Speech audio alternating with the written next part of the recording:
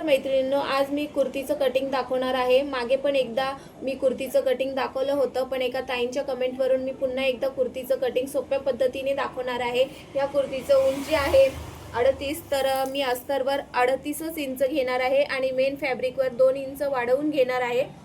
Shoulder आहे 15, तर 15चे निम्मे 7.5 घ्यायचं। कमर उंची आहे 14, तर 14.5 इंच घ्यायचं। कट उंची आहे 21, तर अर्धा इंच मिळवून 21.5 घ्यायचं आणि इथून छातीचं माप टाकायचं। छाती आहे 40, तर अंगावरून छातीचं माप घेतलं तर त्याच्यात 1 इंच मिळवायचं आणि चौथा भाग करून पुन्हा त्याच्यामध्ये 2 इंच मिळवायचं असतं। तर ह्याचं माप आहे छातीचं 40, तर 40 मध्ये 1 इंच मिळवल्यावर 41 होतात। 41चा चौथा भाग 10.25 आणि त्याच्यामध्ये 2 इंच मिळवायचे, म्हणजे 12.25 इंच घ्यायचं हे अंतर। आणि कमर आहे 33, तर 33 मध्ये 1 मिळवायचं, 34 होतात।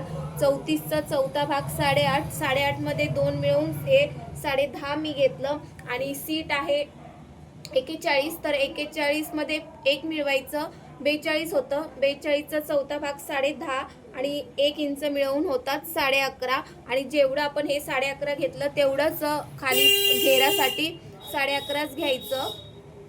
छातीमध्ये 2 इंच आपण मिळवले, कमरेमध्ये 2 इंच मिळवले, पण सीटमध्ये 1 इंच मिळवायचं। आणि जर तुम्हाला मागे गळा हवा असेल तर इथे जर तुम्ही 7.5 घेतलंय तर शोल्डर 6 इंच घ्यायचं आणि मागच्या मुंड्याला आकार 1.5 इंचाचा हा घ्यायचा आणि पुढच्या भागासाठी थोडा आतून घ्यायचा। अशा पद्धतीने जर तुम्ही कुर्तीचं कटिंग कराल तर खूप सोपं जाईल तुम्हाला।